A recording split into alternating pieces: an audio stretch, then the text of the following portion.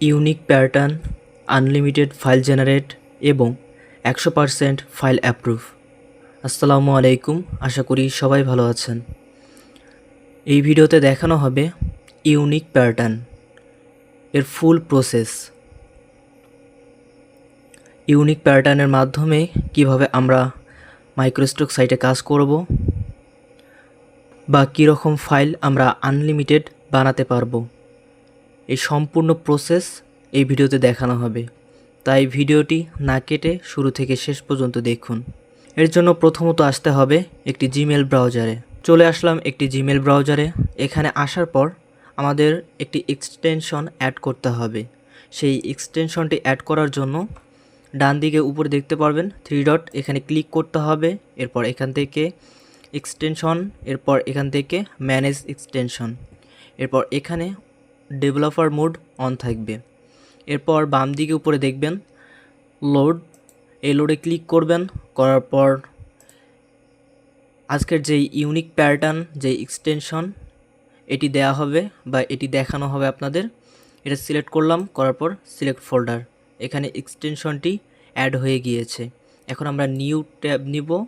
নেওয়ার পর এখানে দেখেন ডান দিকে উপরে এক্সটেনশন আইকন, এখানে ক্লিক করব। করার পর এখান থেকে পিন করে নিব। নেওয়ার পর এই এক্সটেনশনের উপরে ক্লিক করব। তাহলে দেখতে পারবেন একটি এক্সটেনশন ওপেন হয়ে গিয়েছে। এটা হচ্ছে ইউনিক প্যাটার্ন স্টুডিও, এটার নাম দেওয়া হয়েছে। এবং এখানে একটি ফাইল দেখতে পারতেছেন, এখানে সকল ফাইল জেনারেট হবে। এবং এখানে কিছু সেটিংগুলো আছে, সেই সেটিংগুলো আপনাদের বুঝতে হবে কোনগুলো কোন কাজে ব্যবহার করা হয়। আসুন দেখে নেওয়া যাক। আর এই সেটিংগুলো আপনারা মনোযোগ সহকারে দেখবেন। একবার যদি না পারেন বা বুঝতে না পারেন তাহলে এই ভিডিওটি আরও একবার দেখবেন। দেখতে পারতেছি ওয়েট এবং হাইট এখানে দেয়া আছে।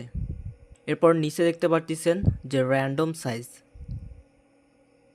এখানে যদি র্যান্ডম সাইজে ক্লিক না করা হয় তাহলে কোনো র্যান্ডম আর্টবোর্ড সাইজ থাকবে না। আর যদি এখানে আমরা ক্লিক করি তাহলে র্যান্ডম সাইজ চলে আসবে, যে কোনো সাইজে চলে আসবে এখানে যে আর্টবোর্ডটা। এরপর নিচে দেখতে পারবেন যে ব্যাকগ্রাউন্ড হচ্ছে এখানে যে একটি আর্টবোর্ড আছে সেই আর্টবোর্ডের উপরে একটি ব্যাকগ্রাউন্ড। এরপর আরও একটি অপশন এখানে ফাইল ফরম্যাট, এখানে র্যান্ডম দেওয়া আছে। এখানে যদি আমরা ক্লিক করি তাহলে নিচে আরও 3টি অপশন দেখতে পারবো আমরা। এখানে পিএনজি আছে, জেপিজি আছে, এসভিজি আছে। আমরা যদি অ্যাডোবি ইলাস্ট্রেটরে নিয়ে যাই, আমরা যেহেতু এক্সটেনশনের মাধ্যমে করেছি বা করতেছি, অনেকেরই প্রশ্ন থাকতে পারে বা অনেকেই করতে পারেন। আপনারা অ্যাডোবি ইলাস্ট্রেটরে নিয়ে এসে সেগুলোকে আরও ভালোভাবে মডিফাই করে এরপর ইপিএসে কনভার্ট করে, মানে ইপিএসে সেভ করে অথবা জেপিজিতে সেভ করে আপলোড করবেন। আর এখানে যদি আপনারা সরাসরি পিএনজি বা জেপিজি ডাউনলোড করেও আপলোড করেন, এক্ষেত্রেও কোনো সমস্যা নেই। আশা করি বুঝতে পেরেছেন। আমি এখান থেকে পিএনজি করে নিব। আর যারা অ্যাডোবি ইলাস্ট্রেটরে নিয়ে যাবেন আপনারা এসভিজি সিলেক্ট করবেন। এসভিজি সিলেক্ট করলে তাহলে অ্যাডোবি ইলাস্ট্রেটরে নিয়ে গেলে এগুলো ভেঙে ভেঙে আপনারা পরিবর্তন করে নিতে পারবেন। আমি এখান থেকে পিএনজি সিলেক্ট করব, ট্রান্সপারেন্ট। এরপর এখানে দেখেন র্যান্ডম ব্যাকগ্রাউন্ড কালার, এখানে যদি আমি এটা টিকমার্ক উঠাই দিই তাহলে এখানে র্যান্ডম হবে না, নির্দিষ্ট কালার থাকবে। আর আমি যদি এখানে র্যান্ডম কালারে ক্লিক করি তাহলে কালার পরিবর্তন হতেই থাকবে। এখানে দেখেন আমি যদি জেনারেটে ক্লিক করি, দেখেন বিভিন্ন প্যাটার্ন পরিবর্তন হচ্ছে এবং আর্টবোর্ড কালারও পরিবর্তন হচ্ছে। আর আমরা যদি এখানে নির্দিষ্ট আর্টবোর্ড দিই, আমি এখানে 1024 দিব, 1024 দিলাম। দেওয়ার পর এখন আমি জেনারেট করব। তাহলে 1024x1024 আর্টবোর্ডের মধ্যেই থাকবে যতগুলো আমি জেনারেট করব। এরপর এখানে আরও একটি অপশন দেখতে পারবেন রিকালার। আমি যদি রিকালারে ক্লিক করি তাহলে এখানে শুধু কালারগুলো পরিবর্তন হবে। এখানে দেখেন আমি যদি আরও একটি প্যাটার্ন নেই, এরপর এখানে রিকালারে ক্লিক করি। এখানে শুধুমাত্র এই অপশন রাখা হয়েছে কালার পরিবর্তন করার জন্য। এরপর নিচে দেখেন অটো জেনারেট, এখানে যদি আমরা ক্লিক করি তাহলে অটো জেনারেট হতেই থাকবে। এরপর যদি আমরা ডাউনলোডে ক্লিক করি, সরি এটা আগে স্টপ করে দিই। এরপর এখানে যদি আমরা ডাউনলোডে ক্লিক করি, যে কোনো প্যাটার্ন ডাউনলোড হয়ে যাবে। জেনারেট করব, ডাউনলোড করব, জেনারেট করব এবং ডাউনলোড করব। এইভাবে আমরা আনলিমিটেড ফাইল, যদি আমরা এখানে ক্লিক করি, অটোতে ক্লিক করে ডাউনলোডে ক্লিক করলেই অটো জেনারেট হবে এবং অটো ডাউনলোড হবে। এই এক্সটেনশনের এই সেটিংগুলো আপনারা ভালোভাবে বুঝে নেবেন। যদি না বুঝে থাকেন তাহলে আরও একবার দেখে নেবেন। এরপর আমরা চলে যাব ফাইলের মধ্যে, যেখানে ফাইলগুলো চলে গিয়েছে বা যেখানে ডাউনলোড হয়েছে। এই যে এখানে দেখেন এগুলো আমি পিএনজি করেছি। এখন যদি আমি এগুলোকে প্রসেস করতে চাই বা এগুলোকে আমি যদি আপলোড করতে যাই, এখানে দেখেন এমবি দেওয়া আছে কেবিতে, 596 কেবি দেওয়া আছে। এখানে আমাদের সর্বনিম্ন করতে হবে 1 এমবির উপরে করতে হবে, পিএনজি হোক অথবা জেপিজি হোক। এর জন্য এটাকে অবশ্যই আপস্কেল করে নিতে হবে। আচ্ছা, আমি ফাইলটা ওপেন করে আপনাদের দেখাই আগে। এইখানে দেখেন এটা পিএনজি হয়েছে, পিএনজিতে কনভার্ট করে নিয়ে এসেছি ফাইলগুলো বানিয়ে। আপনারা জেপিজিতে করতে পারেন অথবা এসভিজিতে করে এরপর অ্যাডোবি ইলাস্ট্রেটরে নিয়ে এসে আপনারা সেগুলো মডিফাই করে আপনারা আবার ওখান থেকে ইপিএস জেপিজিতে সেভ করে স্টক সাইটের জন্য আপলোড করার জন্য স্টক সাইটে প্রস্তুত করতে পারেন। এখন আমাদের এখানে করতে হবে, যেহেতু এগুলো আপস্কেল করতে হবে, তাহলে আমাদের অনলাইন আপস্কেলারের মাধ্যমে আপনারা করতে পারেন অথবা গিগাপিক্সেলের মাধ্যমেও আপনারা করতে পারবেন। এর জন্য আমরা আমাদের অনলাইন আপস্কেলারে চলে যাব। এখানে আপনারা আপনাদের যে কোনো জিমেল ব্রাউজারে লিখবেন রবি টেকনোলজি ইমেজ আপস্কেলার বা রবি আপস্কেলার, চলে আসবে। এখানে দেখেন রবি ইমেজ আপস্কেলার, এটা লিখে সার্চ করলাম, দেখেন রবি টেকনোলজি ইমেজ আপস্কেলার এখানে চলে এসেছে। এখন এখানে আমরা ক্লিক করব।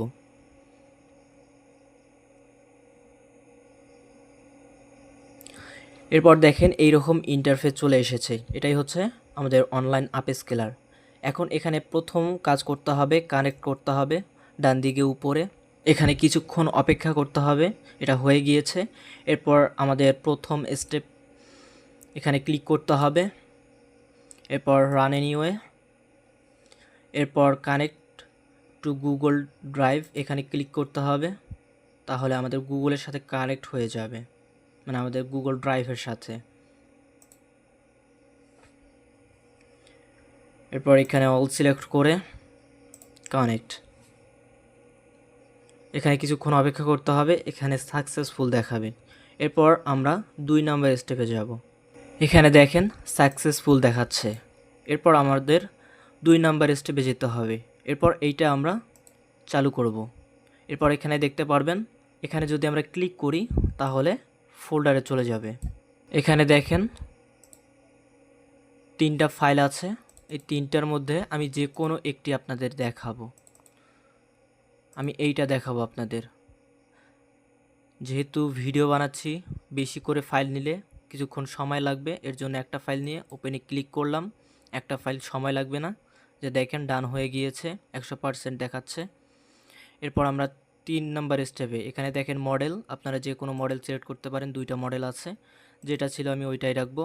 এরপর যেহেতু এটা পিএনজি ফাইল, পিএনজি সিলেক্ট করাই আছে। এখানে আমরা যেহেতু মানুষের কোনো ছবি আনিনি, এর জন্য আমরা এটা টিক মার্ক দিব না। যদি আপনারা কোনো ম্যান পিএনজি বা ম্যান জেপিজি এগুলো যদি আপনারা আপস্কেল করেন, সেক্ষেত্রে আপনারা এটা অন করে দিবেন। এরপর এটা আমরা 3 নাম্বার স্টেপ ওপেন করব, মানে চালু করতে এখানে ক্লিক করতে হবে। এরপর এখানে কিছুক্ষণ অপেক্ষা করব, কিছুক্ষণের মধ্যেই এটা আপস্কেল হয়ে যাবে এবং অটোমেটিক ডাউনলোড হয়ে যাবে। দেখেন ইমেজটি আপস্কেল হয়ে গেছে এবং অটোমেটিক ডাউনলোড হয়ে গিয়েছে। এখন আমরা ফাইলে চলে আসব, এটা এখন আনজিপ করে নিব এবং আপনাদের দেখাবো। আনজিপ করে নিলাম, এরপর ফাইলে যাব, এরপর এমবি চেক করে দেখব। এখন দেখেন এটা 5 এমবি হয়ে গিয়েছে। আর যেটা ছিল ওটাও আমরা চেক করে দেখি। মিনিট, এটা নিয়েছিলাম, আগের ফাইলে দেওয়া আছে 287 কেবি, এবং যেটা আমরা আপস্কেল করলাম, আপস্কেল করার পর এটা হয়ে গিয়েছে 5 এমবি। আশা করি বুঝতে পেরেছেন, এটা আপস্কেল হয়ে গিয়েছে। এখন আমাদের করতে হবে ম্যাটাডাটা। ম্যাটাডাটা করার জন্য রবি ম্যাটাডাটা আমরা ব্যবহার করব। ওপেন করলাম, এখানে আমরা ড্র্যাগ অ্যান্ড ড্রপ করে নিয়ে আসব। ছেড়ে দিলাম, ছেড়ে দেওয়ার পর এখান থেকে আমরা এখান থেকে কিছু সেটিং পরিবর্তন করে নিব। সেটা হচ্ছে, যেহেতু এটা পিএনজি, ট্রান্সপারেন্ট পিএনজি, মানে এখানে ট্রান্সপারেন্ট ব্যাকগ্রাউন্ড, এটা সিলেক্ট করে দিলাম। এটা অফ করে দিব, এটা অফ করে দিব। আপনারা চাইলে এখান থেকে ইলাস্ট্রেশন সিলেক্ট করে দিতে পারেন, নাও দিতে পারেন। এরপর এখান থেকে আমরা পিএনজি সিলেক্ট করব, যেহেতু এটা পিএনজি ফাইল। এরপর এখানে সবগুলো সেটিং ঠিক আছে। আর এটা যদি আপনারা ব্যবহার করেন তাহলে অবশ্যই মিস্ট্রাল এপিআই দিয়ে ব্যবহার করবেন, তাহলে আনলিমিটেড আপনারা বানাতে পারবেন বা আনলিমিটেড ম্যাটারটা করতে পারবেন। এরপর সেভ সেটিং করার পর জেনারেটে ক্লিক করব। কিছুক্ষণের মধ্যেই এটা এই ফাইলের মধ্যে ম্যাটারটা জেনারেট করে দিবে। এই যে এখানে দেখেন ম্যাটারটা জেনারেট করে দিয়েছে। এখন ডাউনলোডে ক্লিক করব, কিছুক্ষণের মধ্যেই ডাউনলোড হয়ে যাবে। ডাউনলোড করলাম। এখন আমাদের যেতে হবে আইএম স্টকার স্টুডিওতে। দেখেন এখানে চলে আসলাম, আসার পর অ্যাড লোকাল ফোল্ডার, এখানে ক্লিক করব।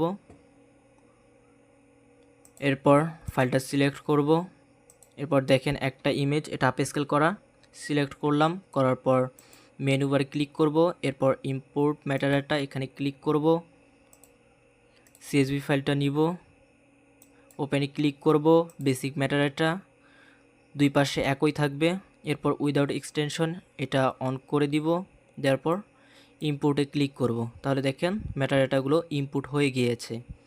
যেহেতু একটা ইমেজ নিয়ে এসেছি, এখানে আমরা একটা ইমেজের remove, trademark, duplicate word, similar word, এগুলো আমরা রিমুভ করতে পারবো না। যদি একটার বেশি ইমেজ এখানে আমরা নিয়ে আসতাম তাহলে আমরা এখান থেকে এইগুলো রিমুভ করে দিতে পারতাম।